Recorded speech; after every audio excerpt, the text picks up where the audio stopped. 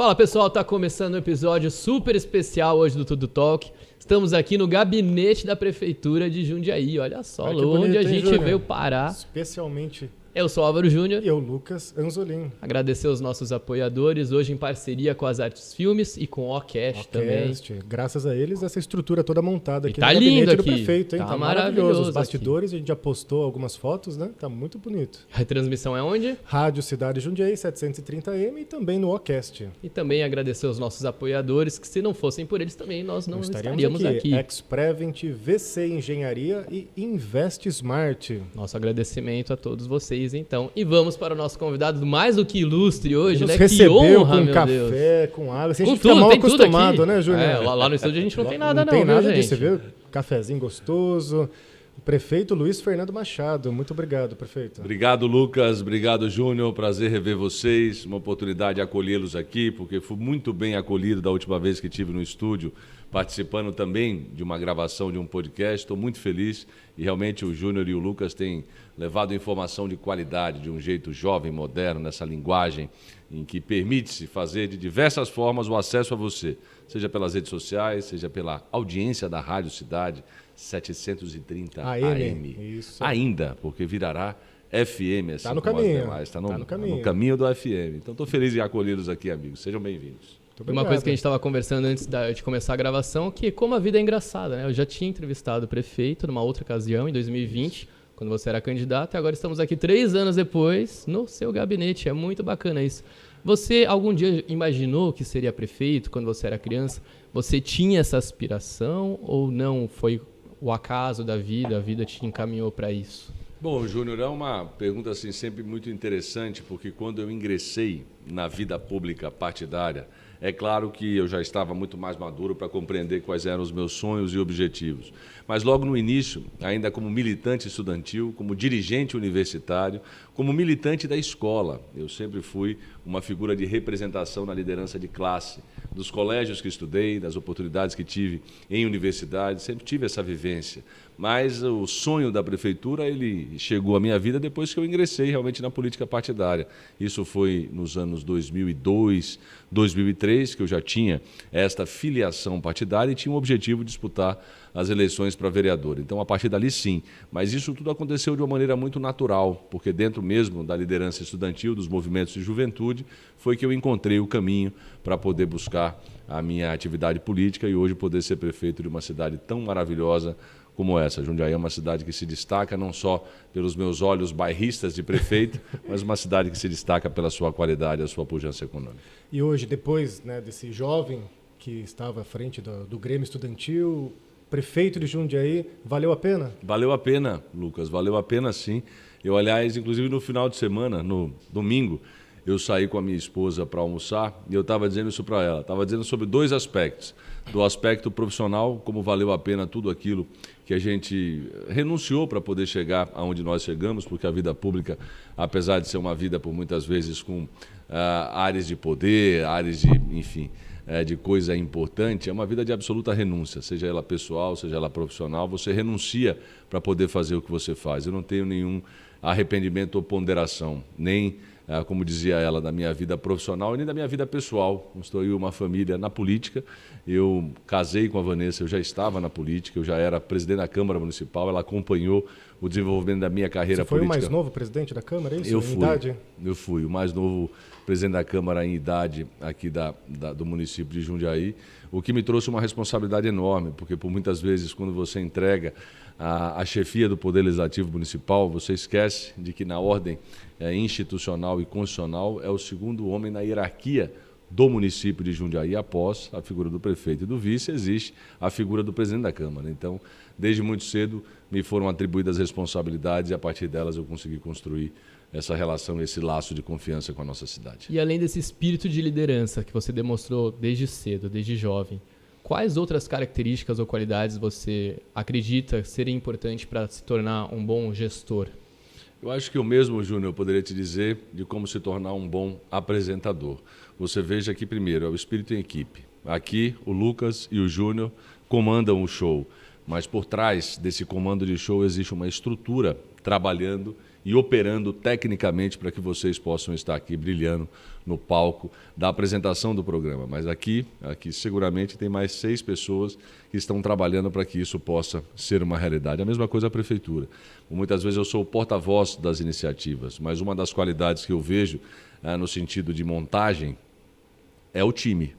É como você construir um time, como esse time pode lhe dar a capacidade de brilhar, como esse time pode construir junto com você a iniciativa de espaço. Então, acho que além da qualidade de liderança, o espírito da liderança pública, existe também o espírito do desejo de trabalhar em equipe e de montagem de equipe. Hoje nós temos na Prefeitura de Jundiaí um grande time que trabalha e oferece resultados para a cidade. Então, muito menor sou eu dentro dessa estrutura. A turma que me ajuda a fazer esse bloco seguir em frente é realmente que tem o mérito, porque tem qualidades para isso, como o seu time também, que aqui está presente.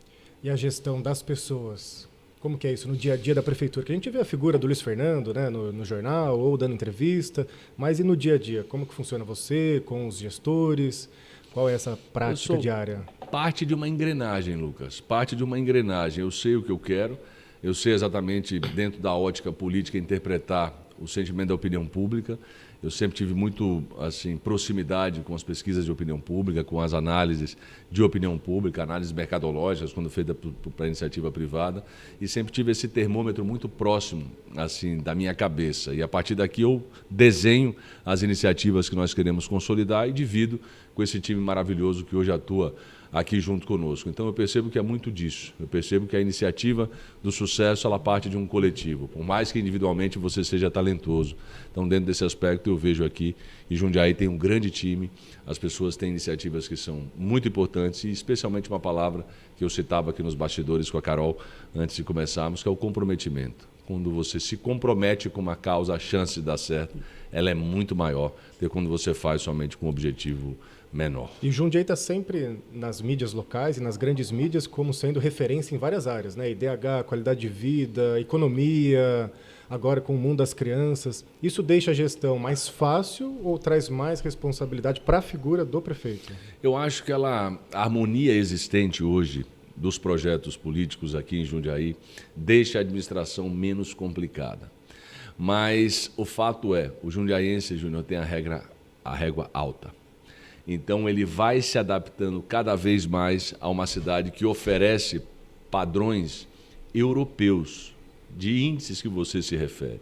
Quando nós pegamos um município, entre os 645 municípios do estado de São Paulo, e nós somos em 645 cidades no estado de São Paulo, e ela é a 5ª maior economia, ela é o 4º IDH, ela é uma cidade que consegue se destacar das demais, não porque está entre as 100, mas está entre as 5, entre as 2. Isso vai fazendo com que o seu cidadão seja muito mais exigente com relação à cobrança do seu político. A gente costuma dizer aqui nos bastidores da nossa administração que o jundiaiense não é alguém que tenha político de estimação, ele é alguém que tem político de resultado. Você pode ser quem você for, se você der o resultado, você tem o respeito das pessoas. Se você não der o resultado, você pode até ter o respeito, mas você não permanece. Porque a cidade exige um comportamento de resultado da equipe que coordena Jundiaí. Por isso que a profissionalização, a maturidade política, a capacidade de compreender o todo, de não olhar só a parte, ele é algo extremamente importante na leitura de nós que estamos aqui administrando essa potência, não só econômica, mas também social.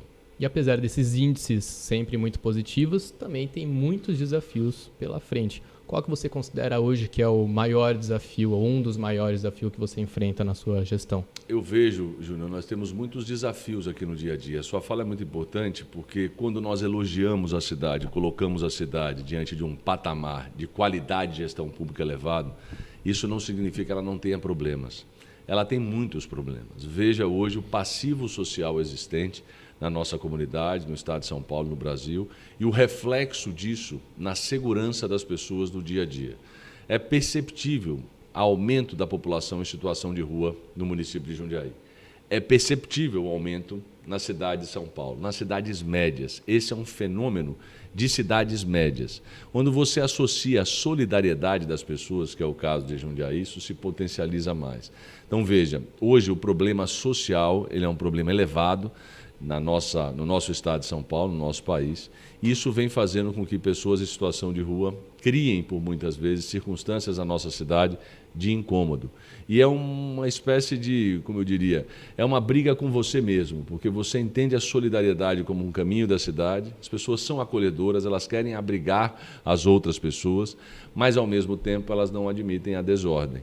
E quando há uma mistura entre um elevado número de pessoas em situação de rua e a desordem pública, o poder público ele é demandado a poder agir. E agir de que forma? Você sabe que tem pessoas em situação de rua por demanda social, esse é um caso. Você sabe que tem pessoas em situação de rua porque são egressos do sistema prisional, esse é outro caso. E você sabe que tem pessoas em situação de rua que por muitas vezes não querem a harmonia, querem a desordem. Como agir diante desse perfil e diante desse desafio? Esse é um ponto que hoje nos chama muita atenção em Jundiaí. Como nós fazemos as circunstâncias para preservar nossa comunidade, por outro lado, acolhendo socialmente as pessoas que estão em situação de rua. Esse é um desafio moderno. Um outro desafio é o custo de vida. Hoje você percebe, Júnior, que o custo de vida, Lucas, ele aumentou muito. Por que ele aumentou muito? Porque a inflação é um processo que aí está. E a inflação, por regra, ela corrói o bolso de quem é mais pobre, porque a inflação ela vai diretamente no alimento, vestuário, enfim. Mas o alimento, principalmente, ele é objeto de um grande arrasar da renda das famílias, do processo inflacionário. Então, tudo isso, se somando, me faz hoje pensar que a grande circunstância que envolve os destinos de Jundiaí é a manutenção da sua ordem pública, ela continuar sendo uma grande cidade, sem permitir que ela vire uma cidade grande, com problemas típicos de cidade grande.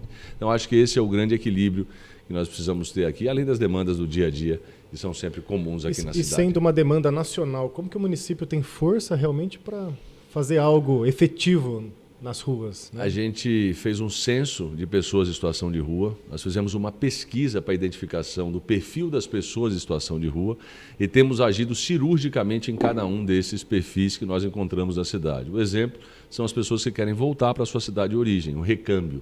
Nós temos feito um volume de recâmbios esse ano como nunca fizemos no histórico, não só dos últimos 7 anos da minha administração, mas também no histórico da própria cidade. Então você percebe que as pessoas estão isolando-se em municípios, por muitas vezes, sem alternativa de voltar para a sua cidade de origem. A gente tem oferecido. Vou dar um exemplo, Lucas, para você. Quando nós temos aquelas operações da Cracolândia em São Paulo, que o centro de São Paulo, por muitas vezes, vive uma grande ebulição, as pessoas elas refluem. E como nós somos uma cidade que temos uma linha férrea, as pessoas encontram em Jundiaí acolhimento para quando circunstâncias mais fortes acontecem na capital.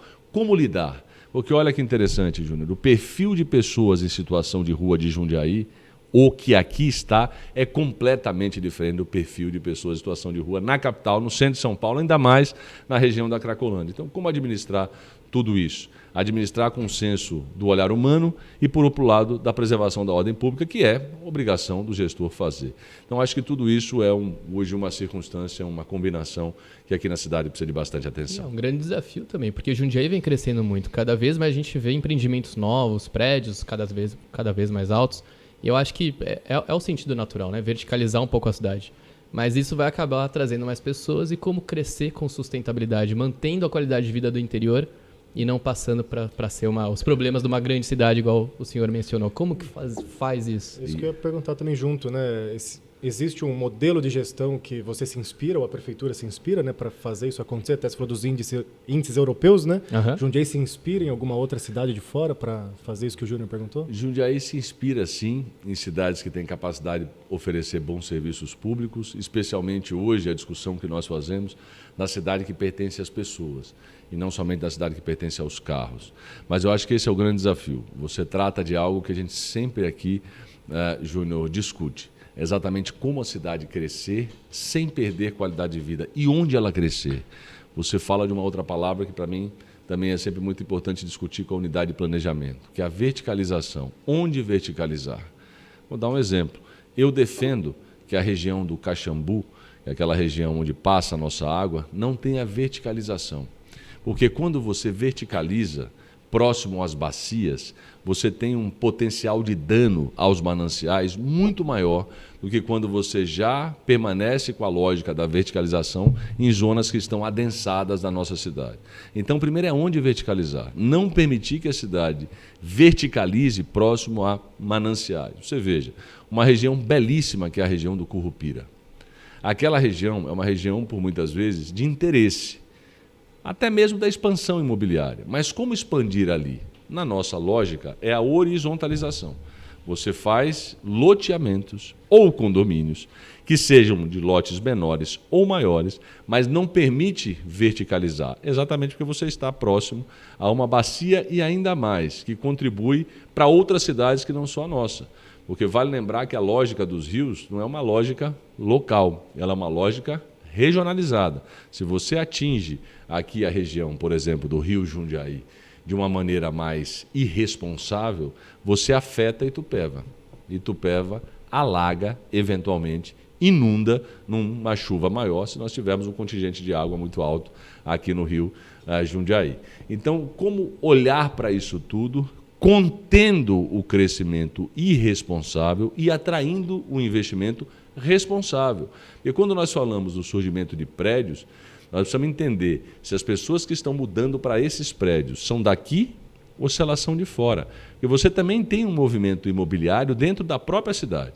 Ela mora num apartamento de 1 quarto, casa, vai para um de 2 quartos. Tem um filho, ela quer ir para um de 3 quartos. Então essa pessoa, ela mudou dentro da própria cidade. Ela não é alguém que vem de outras regiões do estado e do país. Como, por exemplo, é o crescimento imobiliário da região oeste. Se você pegar os empreendimentos que estão no Medeiros, no Eloy, muito daqueles empreendimentos são vendidos para as pessoas de fora de Jundiaí, porque elas querem proximidade com rodovia e um fluxo logístico que atenda o interesse pessoal de vida dela. Então, o que ela faz? Ela muda para a margem da rodovia, especialmente na região oeste. Então, você tem um perfil na cidade que precisa ser analisado e estudado para que ela não cresça ao ponto, como disse, de virar uma cidade grande. Nós precisamos continuar sendo uma grande cidade. Jundiaí, eu acho que precisa conter, no sentido possível, esse crescimento desenfreado e, por outro lado, compreender que este crescimento desenfreado ele gera também um efeito não só negativo para a cidade, como um efeito especulativo também na cidade, que é ruim, porque a pessoa mais pobre passa a não ter acesso, por exemplo, ao imóvel. Comprar um terreno, comprar um apartamento e uma casa hoje em Jundiaí é caro. Se você vai alugar um apartamento ou uma casa em Jundiaí hoje, é muito caro. Por que ela é muito cara? Então, é dentro dessa análise que a gente precisa fazer e sempre contendo com o instrumento do plano diretor onde crescer e como crescer. Não é impedir o crescimento, é entender a forma como a cidade vai ter o seu crescimento. A localização que a gente está é totalmente privilegiada, né? Então, muitas pessoas que moram em São Paulo preferem mudar para Jundiaí porque tem a qualidade de vida, né? E só vai trabalhar. Tem exemplos aqui desses condomínios da Lapa, em São Paulo, aqueles bem da entrada ali de São Paulo. Tem alguns empreendimentos que atendem a muitos executivos ali. A depender de onde a pessoa mora em São Paulo, Lucas, é mais fácil e mais rápido ela sair de Jundiaí e estar na Lapa do que ela sair, por exemplo, da Vila Nova Conceição e ir para Lapa. Então, a logística de Jundiaí favorece muito e a gente precisa olhar para aquilo que está sendo desenhado há alguns anos no estado de São Paulo e vai transformar a realidade do interior, que é o trem intercidades. O trem intercidades que há muito se fala e ele está chegando no seu processo de maturação agora para poder publicar um edital em outubro para a implementação do trem intercidades. Isso vai modificar a nossa lógica. Dessa vez sai, prefeito? Eu acredito que sai, porque esse é um processo contínuo, ele é demorado mesmo. Ele não é um processo não é simples, lento. Né? Vamos dizer assim, com a sua resposta, a sua fala, Lucas, se nós publicarmos em novembro, conforme o governo do estado, desde o ano passado, vem dizendo que publicará, esse trem ficará pronto em 2031. Nossa, tá longe ainda. Está longe, mas é porque é um processo de implementação muito lento. São 10 era na época em que foi projetado, ano passado, que eu acompanhava os números com mais proximidade. Mas é um trem que vai custar 12 bilhões de reais. sendo que 80% desse valor colocado pelo Estado e 20% pela iniciativa privada. Então, o processo de você consolidar uma linha férrea numa cidade, ele é lento. Você veja que em Jundiaí nós demoramos cerca de 1 ano e meio só para poder ajustar as intervenções feitas aqui no ambiente da própria cidade. O exemplo, novamente, é o Currupira. Ele passará por uma extensão ali, usando aquela malha férrea que passa ali no Currupira. Ali tem intervenções urbanas. Tem intervenções, por exemplo, que eventualmente deveriam ser feitas, inclusive no terreno da igreja. Então, quando você pega todo e qualquer projeto estruturante do Estado ou do governo federal, ele é implantado aonde? Em uma cidade. E as cidades é que precisam se preparar para o modelo de implementação do trem.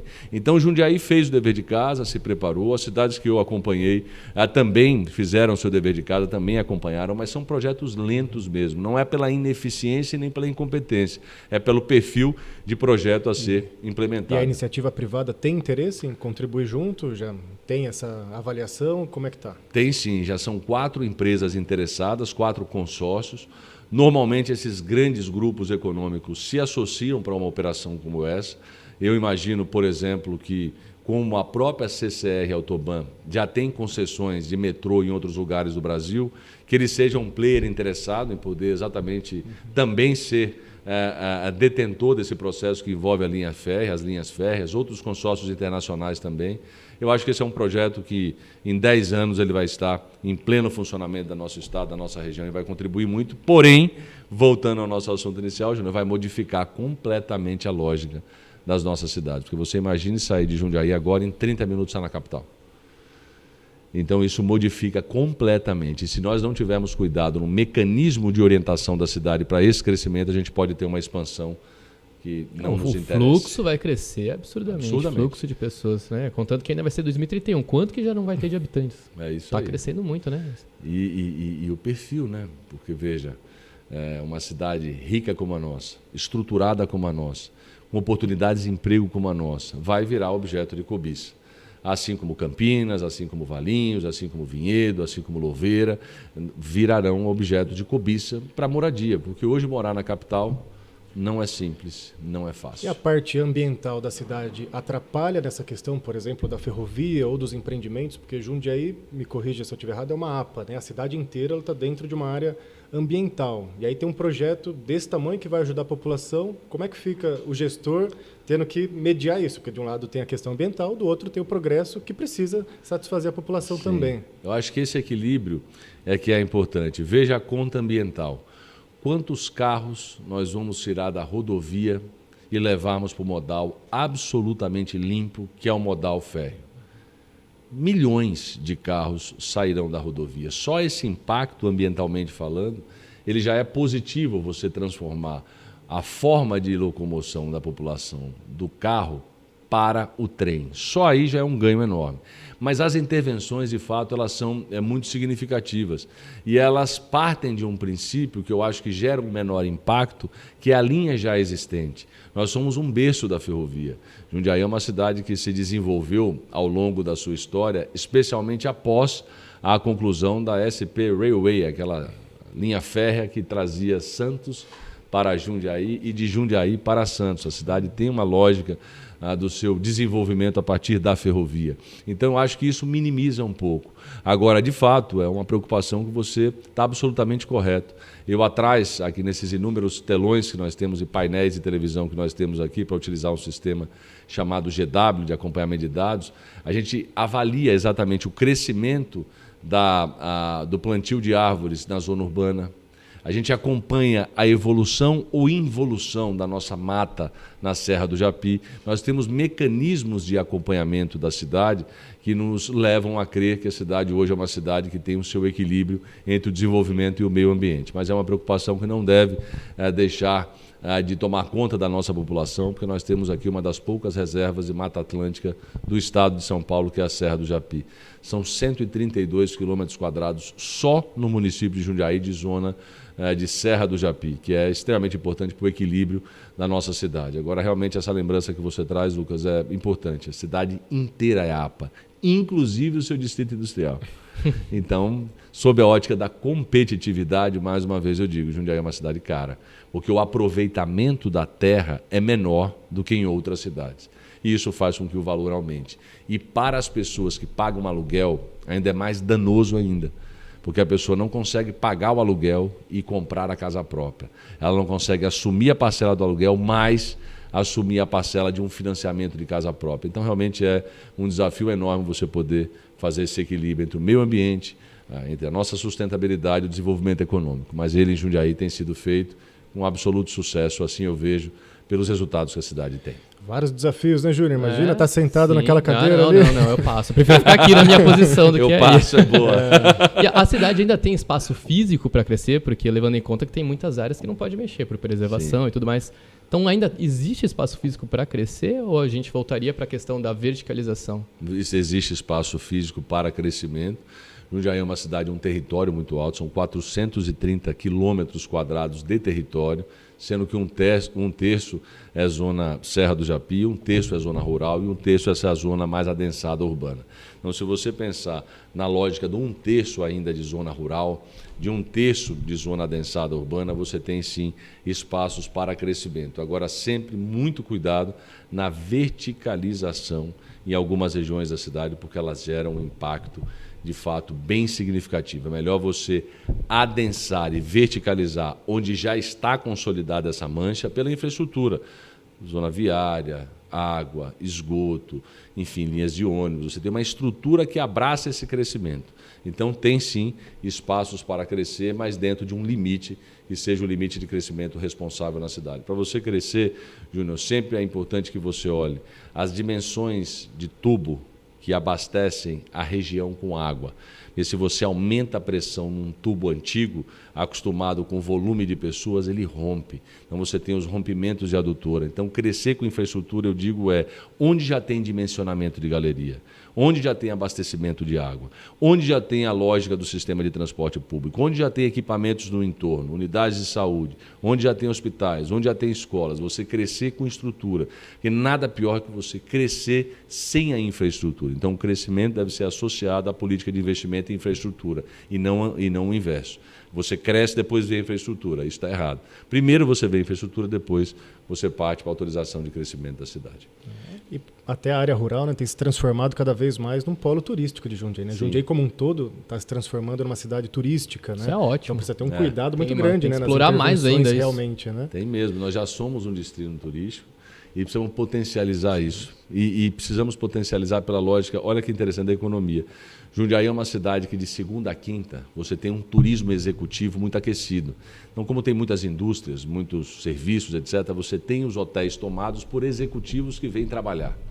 Agora, quando você vai de sexta a domingo, qual é a lógica? Esses executivos não estão aqui. Você tem um outro perfil para atrair de turista da cidade, que é o turismo que vem para a festa da uva, é o turismo que vem para as festas de paróquia, é o turismo que vem para o mundo das crianças, é o turismo que vem para o Distrito Turístico Serra Azul, que tem ali o Wet n Wild, tem o Hopi Hari, tem o shopping, o Outlet Premium. E vai sair a rodovia de bicicleta no meio da... Está projetada, pelo menos até o ano passado a CCR Autoban tinha já. Inclusive, tem esse projeto realmente, né? Tem, mas eles ainda não estão mexendo, porque eu vi, tá rolando alguma obra, então não tem nada a ver com isso. Não tem. Não tem. Esse plano cicloviário, né, de ligar aqui o interior do estado, o Distrito Serra Azul até a Marginal, existe, é um projeto que vai ser executado pela rodovia, pela concessionária. É um projeto de mais de 200 milhões de reais. Projeto, portanto, muito significativo, mas que ampliaria também muito o volume de turistas aqui para nós. Você veja hoje o tanto de pessoas que utilizam a bicicleta na rodovia, que não é seguro. Não, nem um pouco. É um projeto maravilhoso. É maravilhoso mesmo. Um projeto que foi dado no governo do João Dória. Eles fizeram uma assinatura com a companhia, com a concessionária da Autoban, né, com a CCR, e nós aguardamos a implementação. Espero que o governo Tarcísio dê continuidade a essa iniciativa. Vamos falar dos nossos apoiadores, vou lá agradecer eles, porque se não fosse por eles, de licença, a gente não prefeito, estaria aqui entrevistando o né? prefeito. Enquanto ele toma uma aguinha, um cafezinho. Vamos falar então, começar pela Ex-Prevent. Eles aí que cresceram muito dentro de um ano e meio. Um ano e meio, uma das maiores corretoras de plano de saúde do interior do estado de São Paulo. Né? Isso porque cresceu junto com o Jundiaí. Sempre crescendo junto com a economia. Isso porque eles são especialistas em redução de custo e também tem um pós-venda maravilhoso. Sensacional, né? Que adianta, né? Como a gente sempre fala, comprar ou adquirir um serviço se depois você não tem a assistência necessário. Isso dá muita dor de cabeça, né? É, o custo-benefício, né? A gente compra algo para usar. Então, Ex-Prevent, vocês podem confiar, conversa lá com eles, sem compromisso algum, que vocês vão ver que vale a pena. Com certeza. Entra lá no link ou no QR Code na tela. Isso aí. E a VC Engenharia? VC Engenharia, para você que tem aí a sua indústria ou também a sua casa, quer construir, reformar, VC Engenharia é especialista em projetos industriais e residenciais, ou quem tem um prédio, né, como a gente estava falando agora há pouco, condomínios né? residenciais, Condomínios, por exemplo, pintura, tem lá, toda a tem que manutenção fazer a pintura. predial, que sabe que dá dor de cabeça Dá, pra caramba, nossa, condomínio, mãe do né? VC Engenharia é especialista nisso E também. eu mesmo já fiz serviço com eles lá na empresa da família, a gente já fez uma obra, Tem a ficou entrevista lá com a ficou Valzinha, perfeito. né? Quem quiser Tem. conhecê-la melhor, a história de uma empreendedora, né? Sim, É o muito custo bacana a também história de muito vida bom. dela. A gente está falando bastante de custo aqui, porque Sim. custo é importante, né, gente? Se mexe no bolso, né, tem que fazer valer a pena. E preço, né? Qualidade Isso é e muito preço. importante. E a Valzinha é sensacional. Também tem o link e o QR Code aí para quem quiser fazer um orçamento, fazer a sua obra. Enfim, o Júnior é testemunha, né, Júnior? Sim, assina embaixo, pode confiar. E Investe Smart, Investe Smart, que é o pra quem Ramon e precisa a Marina, que é de muito gestão- importante. A gente está falando de custo, gestão financeira. né? Muitas pessoas se endividam ou têm dificuldades na parte financeira, assim como nós mesmos, né? Às vezes a gente não Oxe, conhece eu já passei tudo sobre cada finanças, né? Sobre dinheiro, nada melhor do que alguém que possa nos auxiliar. Então, mais do que uma agência de investimento, eles nos ensinam como gerir o nosso dinheiro. Né? O Então, Ramon, não foi o Ramon precisamos que ter me ensinou é. a ter a reserva de emergência. Que Planilha. antes eu não tinha, planilha. Ele me ensinou tudo direitinho. Agora tô até conseguindo investir meu dinheiro. Ó, tá sobrando que eu tô conseguindo até investir. É Olha um que grande beleza. mito também que para investir você precisa ter muito dinheiro, né? Primeiro Não, você não, precisa isso aí gerir o que você precisa. tem para É, depois você exatamente, conseguir fazer o seu exatamente. investimento. Então também tem as informações aqui na nossa tela, ou no QR Code, ou no link no vídeo. Se você precisa melhorar a sua gestão financeira, entre em Eles são contato lá com o Ramon. especialistas, eles estão há anos já nessa área financeira, então pode confiar, faz o contato com eles, que eu tenho certeza que seu bolso vai encher. Muito bem. Bora lá? Voltando então, prefeito. Aliás, Posso se tocar me ainda- permite só, Pode ir lá, Lucas, vai lá, prefeito. essa é uma lógica muito importante da educação financeira. Somando aqui a publicidade que vocês estão fazendo da equipe que trabalha essa lógica, isso é tão importante para uma cidade, assim como é muito importante para uma família. Então, quer dizer, eu particularmente quero também me somar aqui a vocês nesse chamado para que as pessoas de fato se orientem com relação à organização da sua própria vida e fiquem atentos com a organização da vida da própria cidade. Porque uma cidade que tem capacidade de gerir bem as suas finanças é uma cidade que compra melhor, é uma cidade que o seu cidadão recebe a política pública de uma maneira mais fluida, de uma maneira melhor. Da mesma forma, a vida do cidadão. Então, esse ponto que eles acabaram aqui de tratar, da educação financeira e dos cuidados com as suas finanças, olhe para a sua vida pessoal e olhe também para a vida da sua cidade, porque uma cidade bem organizada financeiramente é uma cidade que gera muito mais efeitos positivos para a comunidade. Muito bem, fica a dica do prefeito aí. É uma dica maravilhosa, gente. Vamos seguir. Eu só queria voltar um pouquinho ainda no assunto do turismo, né? Você falou bastante da área rural, até esse turismo dos executivos da parte do trabalho, e nisso temos a Serra do Japi. Sim. Que, como a gente acabou de falar, Jundiaí já é uma área inteira de APA, e a Serra do Japi ela tem mais ainda restrições, porque ela é tombada, enfim, tem outras legislações próprias ali. É possível explorar mais o turismo na Serra do Japi? Tem projetos, tem estudos nessa área? Porque a gente sabe que algumas pessoas acabam, às vezes, usufruindo das áreas da Serra do Japi sem poder. Então, como gerir isso O também? jeitinho, Mais né? um desafio O jeitinho que as para o pessoas prefeito aí. Vamos ver. E o grande desafio, Lucas, é que poucas pessoas sabem, mas a Serra do Japi, em grande parte dela, ela é privada. A serra foi tombada, sim, mas não significa que ela foi desapropriada. Então, hoje você lida com uma lógica que é extremamente difícil, que é de um território que precisa ser preservado. Você tem a zona da reserva biológica, ela é um espaço menor, são 70 quilômetros quadrados de reserva biológica, e a zona de amortecimento da própria serra para preservação da reserva biológica. Essa área menor é onde tem a reserva ambiental lá em cima? Exatamente. Essa sim que ela é intocável no sentido da sua aproximação, da sua entrada, a restrição de acessos, etc. Mas ainda assim você tem muita área privada dentro da reserva biológica. Então, qual é a lógica que o município atua? Hoje, por incrível que pareça, é possível você ter um empreendimento turístico na serra, desde que você respeite a 417/2004, que é a legislação específica da Serra do Japi. Então, hoje é possível você fazer esse avanço no setor do turismo sustentável. Mas sempre teve muita resistência do setor público, resistência até mesmo nossa, de promover essa discussão e que ela não gere uma reflexão de turismo desenfreado na Serra, de degradação. Então é sempre com muito cuidado. Mas eu sou sim favorável, especialmente a esses grandes proprietários de terra, que eles façam uma compensação, doando parcela desse território para a prefeitura, para a cidade de Jundiaí, e eles possam ter um uso sustentável da sua propriedade, um uso responsável, inclusive turístico da sua propriedade. Isso já existe no mundo inteiro, mas ainda estamos em evolução nesse tema aqui. Tratar da serra é sempre algo extremamente difícil, Sim. sempre algo muito delicado. É porque é um manancial maravilhoso, né? E eu vejo esse potencial, mas tem essas restrições que precisam ser realmente vistas. Eu viajei né? muito para o sul já, e lá eles Sim. fazem exatamente isso. Tem fazendas e tudo que eles cobram uma taxinha, propriedade particular, eles cobram uma taxa, você vai lá, conhece a cachoeira e pronto. Também é uma maneira de tornar turístico, fazer um movimento acontecer também. E veja por outro lado também, Júnior, o que você fala que é muito importante. Como proprietário que não pode ter nenhum tipo de uso, como ele preserva? Porque se você der a ele a condição, como você disse, de administrar uma propriedade turística numa área de preservação ambiental, ele vai ter regras para isso. Mas ele também vai poder ter uma renda. Porque como eu faço? Uma pessoa que tem eventualmente 10 milhões de metros quadrados na Serra do Japi. Aí eu digo para ela, você não pode fazer nada e eu vou lhe cobrar para que você preserve. Aí ele diz, compra de mim, preserva você. Então, é uma discussão que ela precisa, de fato, de bastante maturidade para fazer e ela precisa também do senso da preservação, porque não dá para usar nenhum subterfúgio de exploração que traga degradação, porque hoje o ativo que a cidade tem é a Serra do Japi no sentido de preservação. Tem uma abreviação, chamado ESG, que é um modelo hoje que você estabelece de investimento pelos grandes grupos econômicos que preservam aí dentro do ESG, o S é a sustentabilidade. Você tem a governança, enfim, você tem o desenvolvimento, você tem a sustentabilidade. Então a Serra do Japi não é um passivo para Jundiaí, ela é um ativo, se souber ser preservada e se souber ser olhada. Então eu vejo a Serra com enorme potencial, mas dentro do senso sempre de que deve ser preservada e não degradada.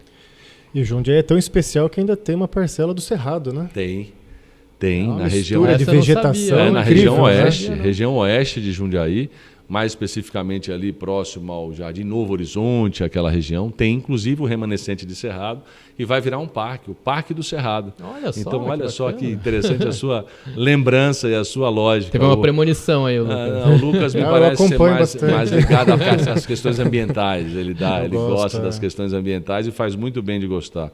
No nosso Comitê das Crianças, uma das coisas que nós mais percebemos das nossas crianças é esse sentido da preservação.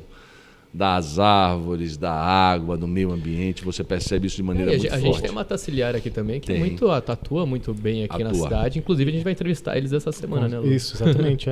E eu acho lindo. Esses dias eu vi aqui na Vila Liberdade que houve uma plantação de árvores no bairro inteiro. Eu fico feliz pra caramba, porque eu falo, essa árvore vai crescer, as gerações futuras... A gente não vai estar aqui para ver lá. Não, vai ver sim. Estaremos sim. As árvores plantadas hoje nas calçadas, elas são muito bem estudadas, então ela tem um crescimento médio, não estraga a calçada, enfim. Então logo a gente vê. Porque eu falo, muita gente não gosta de árvore na frente da calçada, só que todo mundo quer parar o carro embaixo da árvore para ter a sua sombra. A coisa mais linda. Né? A rua Anchieta com aquelas árvores, eu acho que um cenário tão... Isso melhora a qualidade de vida, inclusive, da cidade. Olha que interessante, melhora a qualidade de vida. E você sabe o que melhora também?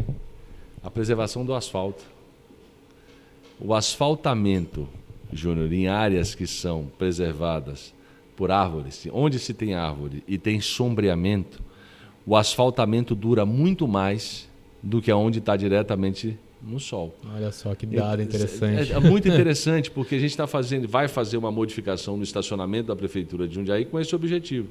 Nós vamos fazer ali as covas para colocarmos as mudas, né? E as árvores poderem dar um sombreamento no nosso estacionamento, que ele é muito árido. Se você pega alguém que deixa o carro aqui às 7, 7h30 e pega às 5h30... Dá para fritar um ovo no carro. Seguramente. Se você pega em novembro, dezembro, janeiro, fevereiro, é muito quente. E se você tem as árvores, o que acontece? Ela minimiza um pouco desse efeito. Vai um dia muito quente no parque da cidade ou no mundo das crianças, onde se tem as árvores mais maduras. É outro clima, é outro modelo de cidade. É isso que a gente tem buscado fazer, procurar esse equilíbrio entre a sustentabilidade da cidade e o desenvolvimento econômico dela. Mudar um pouquinho de tema, pode ser? Claro. Pergunta da nossa equipe aqui a respeito do nosso Paulista Futebol Clube.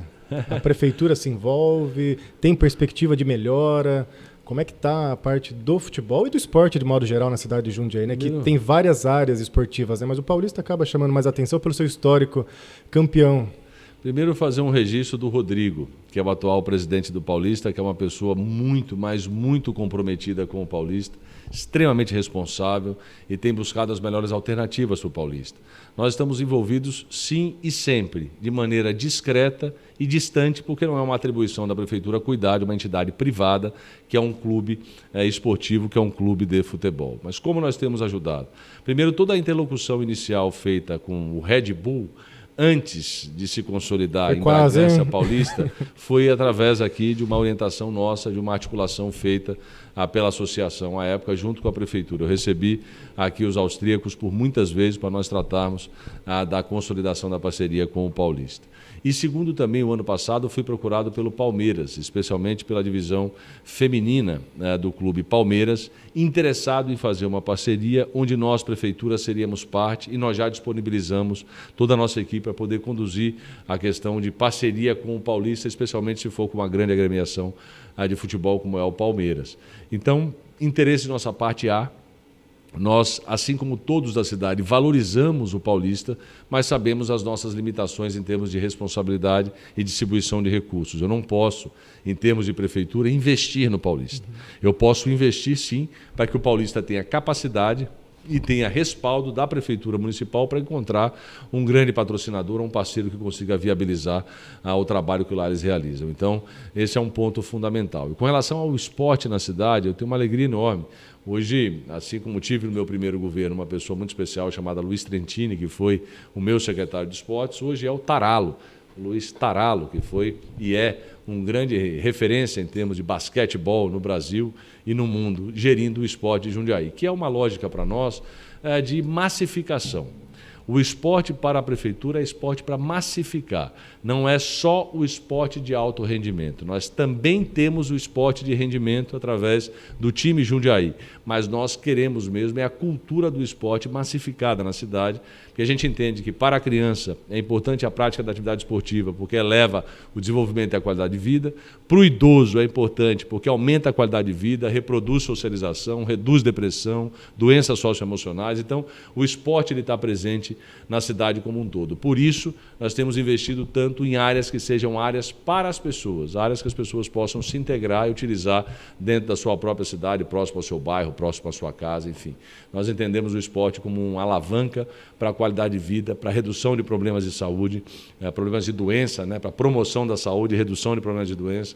Então, o esporte é algo para nós não só inclusivo, como é algo que deve ser massificado com o objetivo de atender desde o pequenininho até o mais idoso. Questão de academias ao ar livre, pensa em implementar? Isso a gente vê muito em cidades litorâneas. A gente tem um modelo de academias ao ar livre. Agora, a problemática que nós enfrentamos, Júnior, é quem cuida desta academia e quem usa. Porque me veio uma resolução, se não me engano, do Conselho Regional de Educação Física, ou foi de fisioterapia, eu preciso ver, acho que é educação física mesmo, dizendo o seguinte: a cada local que você tem uma academia ao ar livre, você precisa ter um profissional orientando. Aí já não dá. Aí já inviabiliza, não pela academia em si, mas pelo profissional que você tem que deixar disponibilizado. E quando você olha para a cidade, assim, é comum você ver criança brincando nas academias ao ar livre, o que não é indicado. Então, é sempre uma problemática, você ampliar sem a estrutura para poder orientar. Sim. E falando das crianças, né?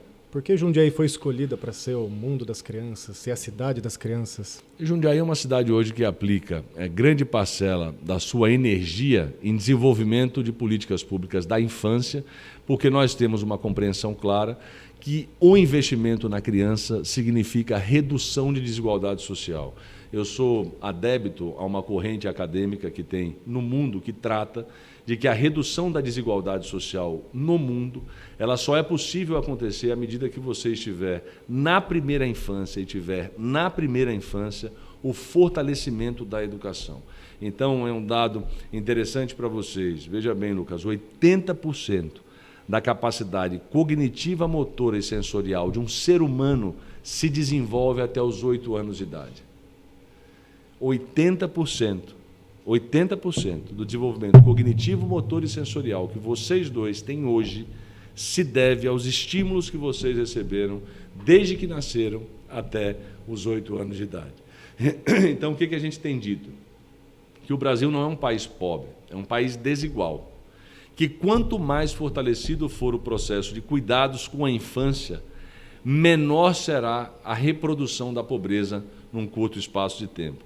E a gente decidiu provar isso, Lucas. Então, Jundiaí foi consolidada neste ano como a cidade das crianças, em virtude da vinda de um pedagogo italiano, que é o autor desse projeto em 200 cidades do mundo, em mais de 20 países. O Brasil foi a única escolhida? O Brasil é o único modelo referência? É o único modelo referência, tanto que Jundiaí foi escolhido como a sede da cidade das crianças no Brasil e na América Latina, porque é a cidade que consolidou essa política pública.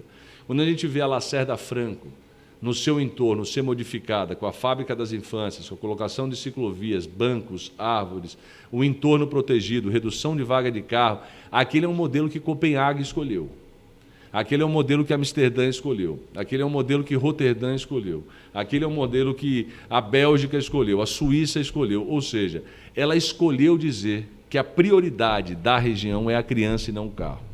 Então, esse é um exemplo daquilo que nós temos enfrentado para consolidar a política pública aqui no município de proteção da criança, autonomia, a criação do mundo das crianças, aquilo que nós fazemos no alerta de dados da primeira infância, nós fazemos busca ativa de grávida que não fez consulta de pré-natal, nós sabemos quais são as crianças que foram vacinadas há 2 anos atrás e que não foram vacinadas esse ano. Nós temos todo um arcabouço de dados para poder cuidar da infância, especialmente dos mais pobres, porque a pobreza você vai reduzir quando a criança for objeto de um estudo aprofundado, de um investimento aprofundado.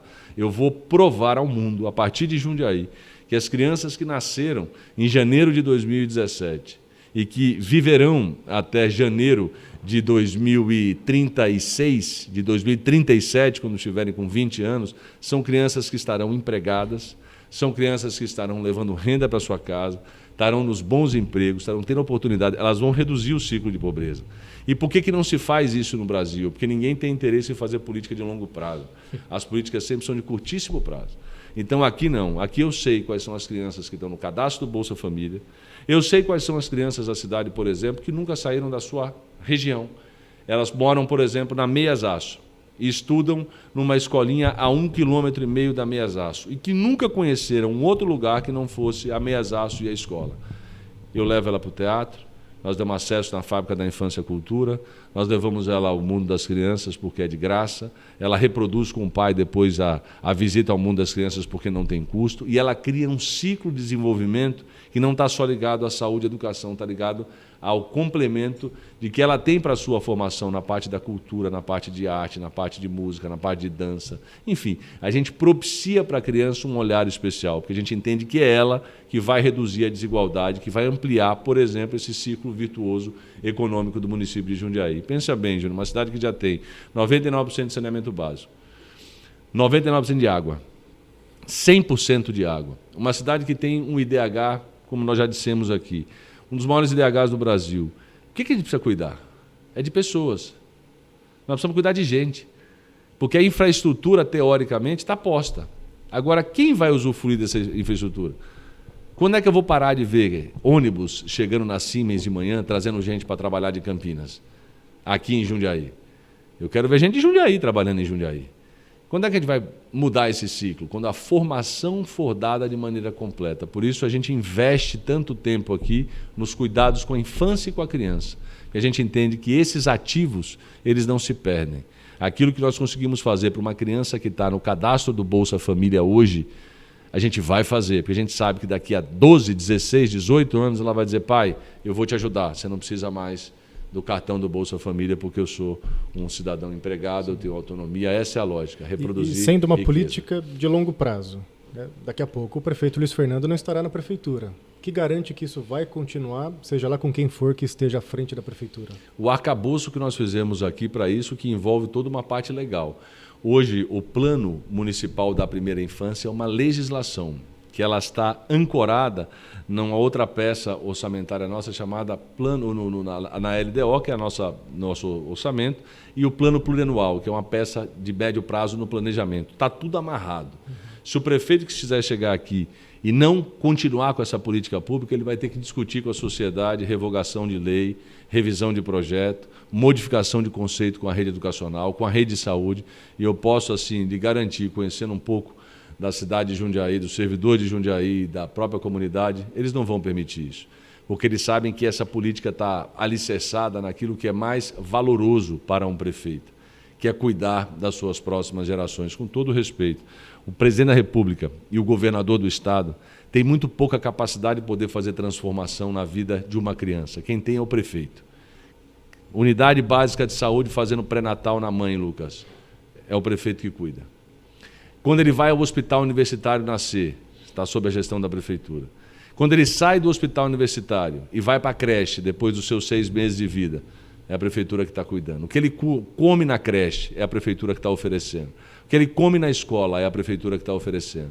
O que ele recebe de aprendizado é a prefeitura que está oferecendo. Então, o ciclo inicial da vida, que na nossa visão de mundo é a mais potente fase da vida de um cidadão, é a fase mais curta na vida de alguém, é a infância.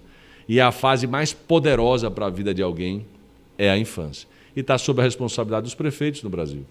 Não minha, mas dos prefeitos. Os 5.570 prefeitos do município de Jundiaí, prefeitos e prefeitas do Brasil, é que tem a responsabilidade de olhar para isso. Não é o governador e nem o presidente.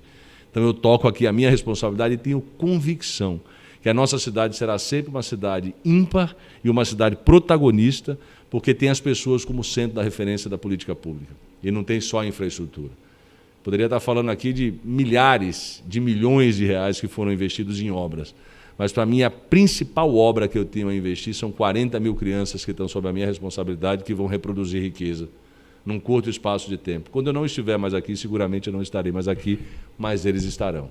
Prefeitos, prefeitas, executivos de empresa, responsáveis por podcasts, pessoas da comunicação, serão protagonistas como vocês são. Crianças são os futuros, né? As pessoas acho que não seguem muito essa reflexão. Elas são futuras, elas vão ser os futuros gestores. Isso então, mesmo. é muito importante o desenvolvimento, não só intelectual, mas moral também, e ético, para formar cada vez mais cidadãos melhores. Vamos pensar que o futuro prefeito de Jundiaí lá na frente está agora nessas crianças aí. Pois é. Estão sendo educadas. Vereadores, prefeitos, gestores, jornalistas, apresentadores, sim. comunicadores, empresários, executivos, diretores de fotografia, homens da comunicação, tudo ali. É um celeiro, e quando você vai na rede municipal, você percebe o quanto é um celeiro de gente talentosa. Celeiro de gente talentosa. Basta ir nas escolas da rede municipal de Jundiaí que você pesca ali o que você quiser. É muita criança competente. Se for estimulada, vai voar. E, prefeito, recentemente Jundiaí se tornou parte da região metropolitana de Jundiaí. O que realmente isso quer dizer? O que muda para a cidade? Isso é o seguinte, né, Júnior? Você modifica o formato de regiões administrativas do Estado de São Paulo. O Estado de São Paulo são 645 cidades, divididas em 17 regiões de planejamento. Essas regiões de planejamento são aquelas que olham integralmente a política pública oferecida regionalmente. Como a gente falava aqui com o Lucas, a parte ambiental você não restringe a uma cidade. Você não despolui um rio, despoluindo o trecho do rio da sua cidade. Esse rio veio de Campo Limpo, ele passa por Várzea Paulista, ele vem para Jundiaí, ele desce para Itupeva. Então, se cada um fizer a sua parte na sua cidade, o rio é limpo, você encontra peixe.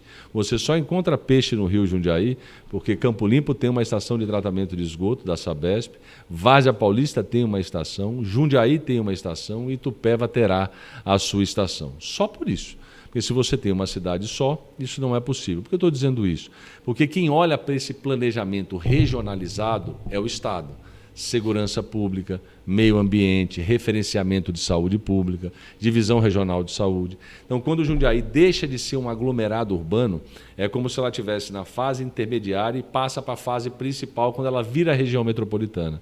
Então, nós éramos um aglomerado urbano e viramos uma região metropolitana de Jundiaí, onde eu sou, inclusive, presidente aqui das 7 cidades. Então, a dinâmica é olhar não para o investimento da cidade, olhar para o investimento regional que afeta a cidade. Dei 2 exemplos aqui, 3 mais especiais. Meio ambiente, preservação dos rios, saúde pública, atendimento referenciado integrado para não sobrecarregar uma só cidade, e a segurança pública. O que adianta eu ter câmeras em Jundiaí inteiro se eu chego ali na Rua da Várzea, eu não sei onde começa a Jundiaí e onde termina a Várzea Paulista? Porque as nossas cidades são conurbadas. Se você for ali para o Ivoturucaia, está conurbado com Várzea Paulista. Se você for ali na região oeste de Jundiaí, próximo ao Novo Horizonte, lá ao seu final, você já está praticamente conurbado com Itupeva. Então, essa lógica do desenvolvimento regional é para pegar exatamente isso, você investir regionalmente com a lógica de melhorar a sua cidade. Por isso, a região metropolitana foi um avanço tão grande. Sai do micro e vai para o macro. Para o macro, exatamente. Você passa a não olhar as câmeras da sua cidade. Você passa a olhar o seguinte, se um carro for furtado em Itatiba e ele atravessar Jundiaí para ir para Morato, onde você pega ele? Você pega no deslocamento integrado das câmeras, quando você olha para o OCR e sabe a placa para onde ele está indo, se deslocando, para onde ele vai. Sempre mais fácil, né? Quando se olha o todo, né? É claro. Facilita bastante. Olhar a floresta e não a árvore. Exatamente. E indo para esse gancho da economia, né, do todo, mas trazendo agora para Jundiaí na área central, literalmente o centro da cidade. Tem projetos para a área central de revitalização, de permitir com que haja mais comércios, por exemplo, funcionando à noite? Como que é essa parte de planejamento da área central de Jundiaí? Nós estamos concluindo o edital para poder contratar as reformas das praças que serão integradas, desde a primeira praça, ali olhando no sentido São Vicente, Praça das Rosas, até a Praça Rui Barbosa, a praça ali onde fica a nossa a biblioteca municipal, ou biblioteca municipal não, onde fica nosso gabinete de leitura, Rui Barbosa, ali em frente à praça. Então, todas aquelas praças, a Praça Rui Barbosa, a Praça da Matriz, ali das Caravelas, a Praça do Fórum, a Praça das... Todas essas praças serão reformadas e integradas. O objetivo nosso é levar o uso daquele espaço público para as pessoas, fazer um investimento que eles possam utilizar a praça como objeto do seu lazer, a sua referência de uma caminhada, etc. Então, nós vamos, já a partir desse ano, iniciar as reformas para poder dar esse objetivo do centro da cidade ser revigorado, poder permitir que as calçadas sejam utilizadas para os restaurantes, para os barzinhos, para que possa ter uma música, para que possa ter, enfim, uma vida noturna no centro da cidade e potencializar cada vez mais aquele espaço. Vamos finalizando, eu queria tirar um pouco a imagem do prefeito e agora a imagem do Luiz Pessoa. Como que é a sua rotina, Luiz? Por exemplo, se você consegue ter tempo para curtir a família, porque são diversas preocupações, então você consegue realmente achar um momento para relaxar, até mesmo para as pessoas que aspiram se tornar prefeitos, para saberem como que é realmente o dia a dia. O dia a dia, Júnior, ele é bem agitado. Mas, por outro lado, se você não conseguir conciliar, você não vai bem. A conciliação da vida pessoal com a vida profissional é uma arte do equilíbrio. É importante equilibrar. A minha saúde emocional, a minha saúde mental está muito associada ao que eu produzo no meu trabalho e o que eu tenho da minha família. Então, eu não abro mão de fazer essa conjugação. Por muitas vezes eu abro mão de atividades sociais, abro mão de festas, abro mão de eventos que estão na minha agenda, mas que têm a característica mais da badalação, e eu prefiro o calor da minha casa, junto com os meus filhos, com a minha mulher, enfim, com a minha família. Então, eu procuro fazer esse equilíbrio. Para mim é um alimento, para mim é muito importante estar com os meus 3 filhos, com a minha mulher, com os meus pais, com a minha família, com o meu irmão. É extremamente importante, me faz bem e isso renova as minhas energias. Nós estamos aqui dentro de um pós-feriado e um feriado que eu tive a oportunidade de trabalhar Eu tive a oportunidade de andar pela cidade, visitar alguns espaços e alguns equipamentos e também tive a oportunidade de jogar ping-pong com meu filho, de levar a minha filha para passear na praça, de levar a minha filha para fazer castelo de areia no mundo da criança, de levar a minha filha para poder passear no parque da cidade. Eu tive a chance de fazer isso, porque eu vejo que esse equilíbrio ele é fundamental na vida de qualquer pessoa. Como sempre brinco, e a minha equipe que trabalha próxima sabe. Quando eu não estou na lida com o meu trabalho, eu estou na lida com a minha família. É um trabalho que eu gosto bastante. Tenho 3 filhos, um de 12 anos, que é o Lucas, xará do Lucas Anzolin. Tenho um de 10 anos, que é o Gabriel, uma de 3 anos, que é a Lorena. E a gente sempre encontra, vamos dizer assim, caminhos de força a partir da família. Eles são o meu, de fato, ali, o meu limpar da alma para poder preparar para uma semana de trabalho. Então, lembrando que o prefeito é um ser humano. Antes de tudo, então uma pessoa, precisa né? disso também. Acho que esse é um dos ônus da figura pública, né? Que as pessoas olham pro prefeito e esquece que tem o Luiz Fernando, família, claro. Esquece que tem filhos, coração. lógico. E tem hora que tá mesmo. cansado, tem hora que mesmo. precisa descansar, enfim, tá As pessoas são muito preocupado, duras. né? São, mas muito duras. é fruto também, viu, de um histórico, Júnior, de longa data, de uma classe política no Brasil que também fez a sua parte para que as pessoas pensem dessa forma. Mas eu acho que com equilíbrio, com confiança das pessoas, com leveza de espírito, a gente vai avançando. Eu sempre digo, né, essa questão da dureza das pessoas com o político, etc. Eu sempre digo, eu conversei recentemente com um grupo de professores aqui e disse, olha, você imagine que tem 40 mil crianças que foram à escola hoje de manhã. Como é que essas 40 mil crianças passaram a noite ontem? Como é que elas foram tratadas? Elas foram agredidas? Elas foram amadas? Elas foram abusadas? Elas foram violentadas? O que elas foram na noite de ontem? Então, a gente que trabalha com o público, a gente tem que estar sempre com o coração aberto para dizer o seguinte, vou te receber independente do que tenha acontecido. Se você for mais duro comigo, você vai encontrar um abraço, é um carinho. Eu não vou para a linha do confronto, porque eu nunca julgo as pessoas, nunca julgo as pessoas. E por muitas vezes aquele tensionamento, aquela chateação não é por você, é por outra coisa que se somou tanto à vida dela na noite passada, e se você resolver seu estopim é pior. Por isso a palavra branda, ela acalma, a palavra branda, ela por muitas vezes encontra um caminho melhor do que a palavra do tensionamento. Então estou sempre com o espírito relaxado, o espírito aqui fortalecido para poder viver aí a relação com a comunidade, que não é fácil, mas por outro lado foi o que eu escolhi.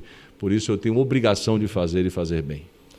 Acho que de alguma forma, você não tem números recentes, mas pelo que a gente ouve no dia a dia, nas conversas, nos lugares, a gestão do Luiz Fernando, né, não da pessoa, mas a gestão toda da prefeitura, ela é muito bem avaliada, né? Acho que a gente vê, a sensação a gente vê também na cidade, pública que a gente vê é sempre uma avaliação muito positiva a respeito do que é feito. Sim. Claro que dificuldade sempre tem em qualquer Desafio, gestão, mas normal. no todo, pelo menos com quem eu converso, com quem eu conheço, está sempre muito bem, O né? ideal não existe. A gente sempre busca o possível, né? Sim. A gente busca o possível. Eu sou muito feliz. O resultado das últimas eleições, eu acho que demonstra um pouco a confiança que a cidade teve na nossa administração. Eu estou aí no meu 7º ano e 4º mês de governo, já estou aqui na iminência de uma despedida daqui a 1 ano e 8 meses. Esse gabinete será ocupado por um novo prefeito, uma nova prefeita, e eu só procurarei deixar melhor do que recebi. Vai tirar férias um pouquinho ou já vai continuar no trabalho Eu já da vida prometi pública? férias para minha mulher esse ano já. Mas a gente volta a entrevistar ele quando for presidente, governador. Viu, Júnior? Vai ficar devendo uma entrevista pra Esses gente. dias a Vanessa falou, e daí, você vai deixar nós vamos deixar para 25 então as férias? Eu falei, não, esse ano em julho, meio do ano, nós vamos tirar 10 dias, vamos descansar, nós dois, tranquilo. Férias das crianças também, viu? Precisa, né? Eu já estou na fase de transição, Lucas. Já estou na fase de Precisa. transição. Casamento precisa. Eu estou há né? 20 anos, tô há 20 anos com mandato, amigo. Eu comecei, meu primeiro mandato foi em 2004. Então eu vou concluir o ano que vem, 2024, 20 anos consecutivos com mandato. Nunca deixei nos últimos 20 anos um dia sequer de ter um mandato público. Então estou realmente preparando a minha cabeça, preparando a minha vida para poder depois de janeiro de 25 chegar em casa, sabe aquela coisa, a gente acorda muito cedo, a família toda acorda muito cedo, a gente também dorme naturalmente um pouco mais cedo, a gente dorme 10 e pouco, a gente acorda muito cedo, mas eu fico imaginando, sabe, Carol, acordar em janeiro de 25, dia 5 de janeiro, dizer, o que eu vou fazer? Não vai conseguir. Não vai conseguir, já vai começar. O que eu vou fazer? Vai alçar voos Vou ligar maiores. para Carol, encher a paciência dela. Já a gente está entrevistando o senhor como lá no gabinete do governador, né, da presidência. Quem sabe? Por que não? né? Há 3 anos atrás eu estava te entrevistando como Verdade, candidato, vai saber lá o que o futuro reserva, O né? futuro nos espera. É isso aí. O que o futuro nos reserva é fruto do que fazemos hoje. É igual com as Isso, crianças. Exatamente. Exatamente. Muito obrigado, prefeito. Obrigado, pela amigo. entrevista, foi Muito maravilhosa. obrigado, prefeito. Se Lucas. quiser deixar alguma mensagem diretamente aí para a população, ou, enfim, é livre o tempo para o senhor. Eu quero deixar uma mensagem. Como a gente tem em Jundiaí gente competente, gente brilhante, sabe? E por muitas vezes está escondida, ou melhor, sendo revelada pelas esquinas aí do município de Jundiaí. Está aqui uma referência. Aqui o Lucas Anzolin e o Júnior, Álvaro Júnior, fizeram conosco aqui esse bate-papo tão especial. Gente talentosa. Jundiaí é assim. Cada lugar que você olha tem um talento. E aqui tem 2 pessoas talentosíssimas junto com a equipe fazendo esse que é inédito, esse podcast aqui na Prefeitura de Jundiaí. Inédito, Olha só, que olha, um dos bacana. primeiros, hein? Que honra, 4 hein? meses. É o primeiro. Que não é honra. nenhum dos primeiros aqui. É o primeiro que a gente Que faz bacana. nesse formato aqui. Eu adorei. Sejam bem-vindos. Quem sabe a gente não faz um de despedida. Sim, quando eu com tiver, certeza. Com certeza. quando eu Com tiver certeza. deixando aqui Com o certeza. gabinete. Quando eu Conte estiver conosco. arrumando as malas, fazer aqui A gente faz a Fazer cobertura. os O bastidores. bastidor. Tá certo. Obrigado, Combinado. gente. Obrigado, Valeu. Nós que prefeito. agradecemos. Agradecer novamente todo a mundo. parceria com a Ocast, também a Artes Filmes. Muito obrigado. Vocês que montaram essa estrutura incrível aqui para a gente poder fazer essa entrevista hoje. E também aos nossos apoiadores. Exprevent, VC Engenharia e Invest Smart. É isso aí, gente. Bora lá? Bora lá. Obrigado novamente. Obrigado. Beijo, Tchau, gente. beijo. Até a próxima.